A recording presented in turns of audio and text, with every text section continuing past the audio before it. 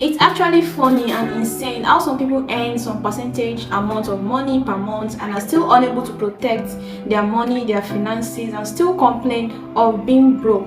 What are the causes of these things? I'm sure this is a general issue, not only in Nigeria, across the country. Most people lack management of money, in which it feels like as if they are not even working at all, whereas they are collecting money per month, but they are not able to protect their money.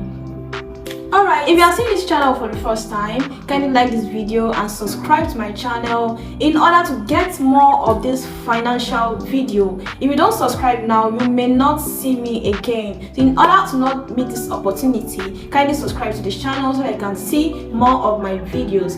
It's actually nice having you here. Thank you. Alright, so right in this video, I'm going to tell you how to protect your money and get richer with it. I'm sure a lot of people have this kind of issue. Alright, we are going to address it in this video and see the solution and tricks in which you can use to save abundantly and get richer despite the amount you are earning. Alright, the first thing we have to consider now is you have to absolutely be spending lesser than you earn. I won't lie to you, no matter the amount of money you are earning per month, no matter the company in which you are working for, no matter the millions or thousands of nairas you have been paid per month, if you don't protect that money, if you don't spend lesser than you earn, you are actually going back to square one. It just feels as if you are not making any money. Alright, how can you now spend lesser than you earn? There is this friend of mine that is earning 50,000 naira per month in Nigeria. Alright, so he actually complained to me that he's tired. He has worked for like a year and he can't even say this is what he used the money for. He can't even say this is the tangible thing he used the money for. He can't even say this is an extra business he used the money to establish. Though 50,000 naira is not a huge amount of money, but despite that, I will not deceive you. If you plan your money very, very well, if you can plan it very, very well, out of that 50,000 naira, you can still be able to save some amount. Though it might be little, but it will be different from you not saving anything at all at the end of the month. It's crazy. I asked him, okay, how did you spend your money? He was like, there's no like I'm spending on irrelevant things. Okay, darling, what are you spending your money on? Then he told me he used to subscribe 10,000 naira data per month. I was like, what? I myself that I do business online, you know, I'm on different platforms, on Quora, on Facebook, I'm a YouTuber, I do webinars, you know, I do weekly classes with my students. I don't subscribe 10,000 naira per month. What the hell are you doing with 10,000 subscriptions per month? He told me, of course I need to, you know, life is boring, I need to be active on Instagram and Twitter. I told him, I'm as well active on Instagram and Twitter. What do you do? Is there something you sell online? Do you have a digital store you sell online? Do you have a software you are building? Is there someone you are promoting the product for as a side hustle, aside from the 9-to-5 work you are doing? He said, no. He was telling me that, you know, Instagram, you can't be on Instagram and you want to watch reels. I was like, wow. You want to watch those funny short videos? No, they can be funny. I was like, you want to watch reels? Nice one. I noted it down. I was noting it. He said he spent 10,000 naira on subscription. Alright. After that, I asked him again, what else do you do with your money? He said, when I'm going to work, I spend almost 800 naira on transport. I was like, are you insane? He was like, why am I abusing him? I was like, oh, you want me to pamper you? You spent 800 naira per day on transportation, on 50,000 naira salary. Come on, 800 naira per day for 5 days. I told him, wow. Do you know 800 naira per day? Let's say you go to work from Monday to Friday. That is approximately 4,000 naira per week on transportation, and there is 4 weeks in a month. That means 4,000 naira in 4 places. That is 16,000 naira. Let's minus 16,000 naira from 50,000 naira. Okay, we calculated 10,000 naira for subscription, remaining 40,000 naira, right? Now from that 40,000 naira, let's deduct 16,000 naira from the remaining 40,000 naira. That means we are having 24,000 naira left. We have not calculated food. We have not calculated, sometimes you want to be big boy, you want to buy some clothes and others. All right. So I asked him again, how do you eat? How do you do your feeding, morning, lunch and dinner? He said, oh, I don't really like cooking, I usually order for food. I said, wow, you order for food. Now, do you want to compare the amount you're going to spend while ordering for food compared to when you actually cook at home? So these are the small things. You see, sometimes it's not about spiritual stuff like, oh, my village people are after me. No, before you complain about your village people, before you blame your village people, have you even sat down and think about it, that how am I spending this money? No matter how much you are earning, see, even if you are earning 1 million naira,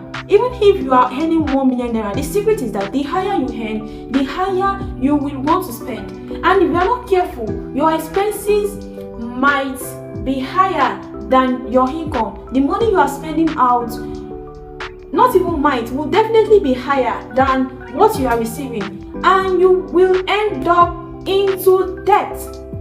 Imagine someone making 1 million naira in a month who doesn't have a house yet, who doesn't have something tangible. I don't know if I am making sense. All right, now with all these things he has mentioned, it means the way he's spending his money is not reasonable. I told him, how do you spend 800 naira within this locality that we are living together? I know your working place. How do you spend 800 naira? He told me he will take bike from his house to one junction. After that junction, he's going to take bus. And I was like, so you cannot trek from the footstep of your door to this certain place and take bus from there, so that it will reduce the amount you are spending. There will come to a time where you will be able to afford such amount for transportation. But since your salary is not capable of covering all the costs, why do you have to spend more than you are going to earn? Remember, we have 24,000 naira left. It's going to pay for house rent. The house is living is paying over 150,000 naira for house rent. It's going to pay for house rent. Calculate 150,000 naira divided by 12 months, and you will get how much is going to be saving for house rent per month. The salary is finished already. Even without sending money to your parents, without buying any clothes for party, money is finished already. So that's that about that. You have to be strategic about how you spend your money. No matter how much you are making, you shouldn't be spending more than you are earning. There is shortcut to everything. There is a way you can do it. If you are to spend 800 naira, do everything you can to reduce it to 500 naira or 600 naira. That 200 naira is part of it. That 200 naira is part of it. All right, I hope I am making sense. So how can you, I know some of you say it's easier said than done, but forget about it. I master these things I am saying, and I will not come there online and sugarcoat mouth for you that do this and do that. Mostly I prefer to say the things I myself practice. All right. So how can we do this thing? How can we spend lesser than we earn? How can we discipline ourselves so that it will be easy for us? All right. Okay. Number one is that you have to know your weak spots. Let's be candid. Everyone has weak spots when it comes to spending money. I understand, we are human. There is this hormone of excitement, especially when you just collect your salary. You feel like, oh, I need to buy this thing. Oh, I need to get this thing for myself. I need to purchase this thing. Alright, but when you know your weak spots, what I mean by weak spots is that there are some people, I have some friends like that they will tell me, whenever I'm going for shopping or whenever I'm going to supermarket, I don't know, if I plan to spend 5,000 naira and I am with 20,000 naira in my purse, Fatima, I would not know when I will spend all the 20,000 naira. I would have gotten them and I would be like, what? So I eventually spent all this money despite my calculation, despite despite I told myself I'm not going to spend more than 5,000 naira. This person actually planned to spend 5,000 naira in the market. He ended up spending 20,000 naira due to the fact that he is without 20,000 naira cash. But what I will tell you is that if you are that kind of person that you can't just take your eyes off it. Let's say you are with 10,000 naira and you plan to spend 5,000 naira, but eventually when you get to that place you want to purchase stuff, you will not know when you spend all the 10,000 naira. Now the solution is that before you leave your home, calculate what you need to buy. Okay, you want to buy pepper, you want to buy palm oil, you want to buy onions, you want to buy beans or rice, any fucking thing you want to buy, make sure you list it. Come on, you are educated, so what do you go to school for if you can't even list the things you need, list the things you want to buy? It will make things easy for you. Okay, before you leave your home, make sure you list everything accordingly. Alright, you can put some amount for miscellaneous. Let's say you calculated 5,000 naira, you can add additional 1,000 naira, maybe due to economy, inflation happens any fucking time, in fact on a daily basis, so that is still normal. So when you plan to spend 5,000 naira, you can add 1,000 naira to make it 6,000 naira. Now do not take a cash that is more than that 6,000 naira. I said it earlier, I said if you know you are the kind of person, but if you are not the kind of person, it's not needed. You can go with the 10,000 naira since you know you are disciplined enough not to spend more than the amount you actually calculated. But if you are this kind of person that you have this weak spot that you can't control yourself when it comes to spending, do not go to the market with cash that is more than that 6,000 naira. Because since you know you are going to spend more than 6,000 naira, why do you have to go to the market with 10,000 naira? It's as simple as that. Just go to the market with that 6,000 naira, period. No matter what happens, you have added 1,000 naira already. It can't be bad enough that the 6,000 naira wouldn't be enough. So that's one of the logic. And another one is that, my dear, the second part is that you have to distinguish between your wants and your needs. There is difference between wants and needs. If I could remember vividly, when I was in secondary school, my economics teacher taught me about the difference between wants and needs. And according to what I have read in various textbooks, needs are the essential things we need in life. I mean, most important things we need in life. When I say essential, it means important. What are the important things we need in life? We need clothing, we need food, and we need shelter. Those three things are the most important things any woman cannot do without. Any other thing aside that are wants. So you can actually choose between your needs and wants. Even your wants have scale of preference. You can, according to economics, so I don't want to be going deeper and deeper. Alright, so people mistake needs with wants. And there are some people that they don't mind spending to impress. They don't mind spending to impress their friend. If I don't wear this latest clothes, how will they know that I'm rich? When you are not even rich. You want to look as if you are rich when you are not even rich, and it is making you poorer because you are spending what you can't even afford. That is it. Alright, needs are the essential thing. So if you are fortunate to be able to afford the needs in your life, every other things that comes after are wants, and these wants should even have scale of preference. If you don't need something at a particular time, do not buy it just to impress people. People don't even notice you like that. It's unfortunate, we don't know. People do not notice you like that. It's you that is giving yourself headache, unnecessary headache. If you dress like an average person, it doesn't mean you are poor. Yeah, it doesn't mean you are poor. In fact, most of the wealthy people I know, they used to dress simple. Like their dressing are actually simple to the core. They don't wear the latest stuff, like, I don't know if you are getting me. Alright, make sure you do not buy the things you don't actually need just to impress people that are not even impressed. And and it makes you poorer. I have lots of my friends, some of my colleagues, that they actually do dress expensive, even more expensive than me. I usually don't care, though I don't dress like a poor person, but I dress normally, like averagely. I don't like something too flash like that. So most of them, I realize that, in fact, if I would not exaggerate, 80% of these people, they actually dress to look rich. They don't have up to 10,000 naira in their account. You can prove me wrong. See, I'm talking from experience, from what I have seen, from what I have observed. Most of them don't have up to 10,000 naira in your account. So what sense does it make when you are wearing expensive clothes you are wearing things that is worth 30,000 naira, 40, or let's say 20,000 naira, and you don't even have 10,000 naira as your personal savings? What sense does that make? It means you are still poor. Despite you are looking rich, you are poor. That's one of the reasons, or that's one of the things that makes people poorer when they are trying to look rich. So try to separate your needs from your wants so that it won't affect your savings. All right.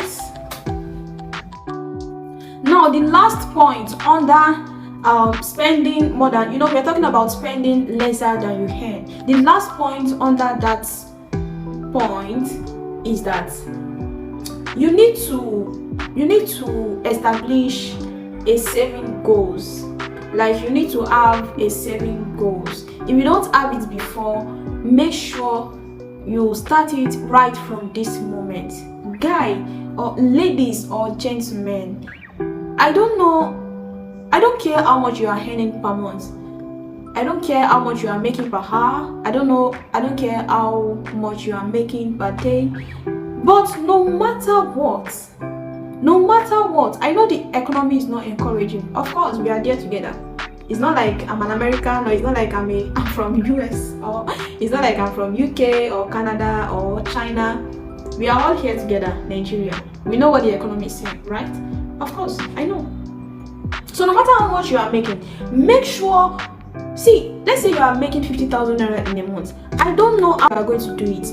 Cut your expenses that you should be able to save at least 10,000 naira in a month strictly. I know it is not easy. Honestly, I know. That's why I said it earlier that we are in it together. I am a Nigerian too. But strictly, discipline yourself.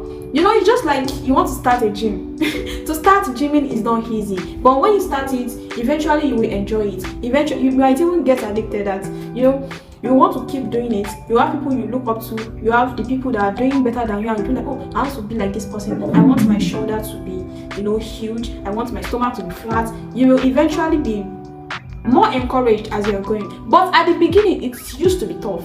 That's how you should think about it. Think about it like that. That though it might be tough, it might not be easy, but no matter what, make sure you are able to save 10,000 naira strictly. It might be tough, but believe me, you will not regret it. Do that for a year or 6 months. You will see how much you'll be able to save in a year. Alright, so let's move to the second point, which is only share your password with one person you trust. See, there are different crises, there are different situations we hear nowadays, whereby your hard-earned money, the money you suffered to save, it will just get wiped all of a sudden from your bank account, for crying out loud. It has led to some people who even get devastated. Some people has ended up in hospital. Some people have even gotten to the extent of getting stroke. It's not something that is good. This thing is very devastating. The money you have saved all your life, and all of a sudden, someone out of nowhere just wipe it off like that. That's why it is advisable. Only let your password be known to one person you trust. Because if you go and trust human are not that good to be trusted. Human being change. Yeah, we do change. Someone you even think is very close to you can backstab you.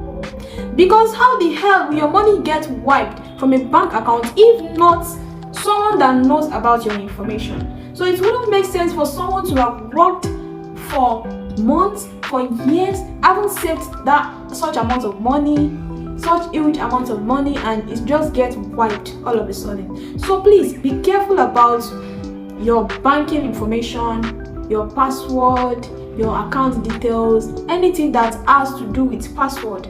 Be careful. Even it's not even advisable to save your card information when buying stuff online. After you get your stuff, it will ask you if you want to save your card information. Don't save it. If you want to buy it another time, input your card details again. But that moment that you are buying and it asks you if you want to save your bank, your card details, do not save it, to be on the safer side. You need to save for a rainy day. Another point is saving for a rainy day. I have heard a lot of people that will say, what's this saving all about? What if I die tomorrow? What if I die tomorrow and I've been keeping all this money since all these days? I know death is inevitable, but to be on the safer side, it is still advisable for you to save. Because if you say you will die tomorrow and you don't die tomorrow, what if you live longer? What if you live 80 more years? What if you lived 50 more years? Do you know you are going to suffer for that statement? Because you are planning your life as if you will die tomorrow, in which you are not dying tomorrow.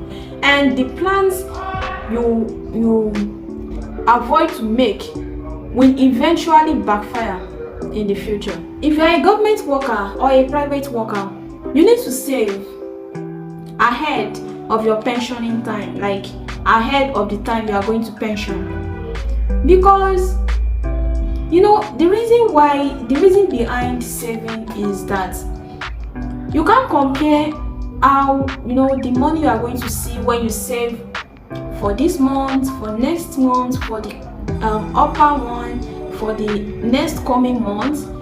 The money is not the kind of amount you can see suddenly. It's not like you are a thief, it's not like you are a criminal, it's not like you want to go and rob something, it's not like you have another place that you feel relaxed that even if I don't have money, if I ask this person to give me 500,000 naira, oh, he's going to give me. You don't have that kind of backup, so you don't have a choice than to save no matter what. There are a lot of pensioners that are still suffering. I mean pensioners, when I say pensioners means people that have worked for about 65 years or 70 years, depending on the kind of work they actually did, and at the end of the day they are still poor even after they pensioned. It's not like, though the government has plans for pensioners, but the amount they are collecting are peanuts. The amount they are collecting are peanuts. It's not something they can really survive on compared to when they have been saving on the good days just to favor the bad ones. So if all these pensioners have been saving little by little per month, they can use that substantial amount of money to probably establish something. Though they might be old, they may not be able to manage the business, but they can actually employ someone to manage the business for them. And the income they are seeing from that business will be able to support the little pension money they are collecting, so they won't be able to suffer. Another meaning of saving for a rainy day is that there are some emergency that can just occur anytime. Emergency is not something you actually prepared for. Emergency is something that will just occur suddenly, something you did not even plan for. So if you have been saving alternatively, saving that, I don't know, anything can happen. So if it happens, I don't have to be running helter scatter. At least, even if I am to run helter scatter, at least this money will still be part of it. It will still do something compared to if I don't have anything at all. So it is actually good and better to save for a rainy day than to cry on that rainy day. The last but not the least is that do not wait until it is too late. Most people are fond of procrastinating. Procrastinating is a very bad thing. Procrastinating is a very bad thing. If you see an opportunity that you can grab just to earn an extra income, stop hesitating. Stop hesitating. The more you are procrastinating, the more money you will be losing. That's just the fact.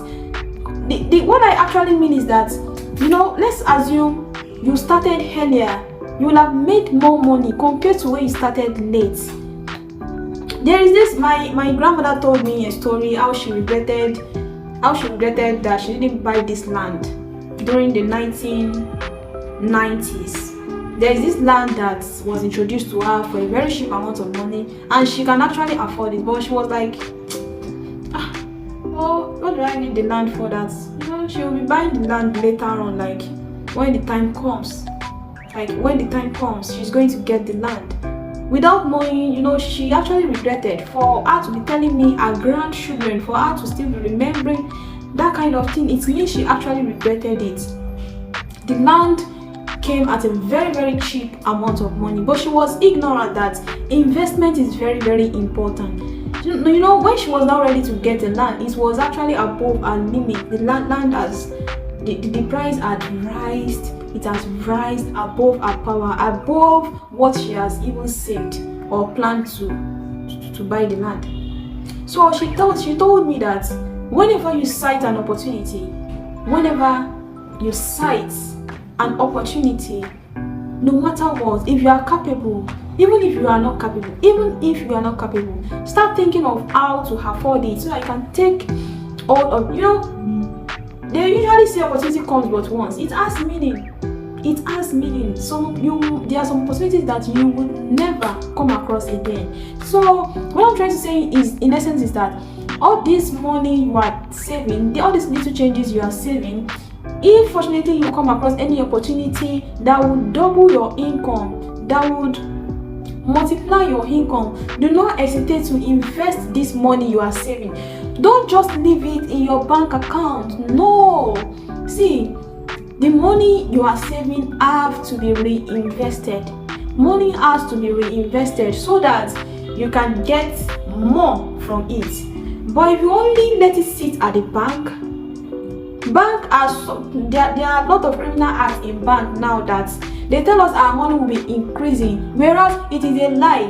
The money you put in bank, this is not to be increasing, it will be decreasing. They will remove maintenance fee, they will remove ATM maintenance, they will remove all these charges, all these stupid charges per month, and before you know it, you may not notice it if you don't check your bank app regularly. But trust me, if you check your bank app, you will see how all these people are deducting your money without you even noticing. The day of 15 naira, sometimes 17 naira, 20 naira. If you add all this money together, it is something. So don't let me deceive you. If you leave all your money to sit at the bank without reinvesting it, without thinking of what next to do, what next is in line of action, what can you invest this money in so that it can breed, so that it can multiply, so that it will grow instead of it being stagnant, or instead of it being depreciating. It might not be meaningless. It might not be meaningful at the end of the day, despite all you have saved, because you will end up using the money in terms of emergency, or you end up even spending the money at times you feel like, I've been saving all this year, let me enjoy myself small. But if you reinvest it, you see profit. Reinvest, you see profit again. So that's how money works. With all these tricks, believe me, you can be able to protect your money even in terms of inflation. Alright, if you enjoyed this video, do not hesitate to subscribe and like this video. I would like to see more of you in my channel because I can't afford to miss you on here. Alright, make sure you subscribe to this video so that I can get more of my financial video, lifestyle videos, and more of the things you are going to enjoy. And do not hesitate to put down your thoughts in the comment section. I'll be in the comment section to reply everyone. Thank you, and thanks for watching. Bye.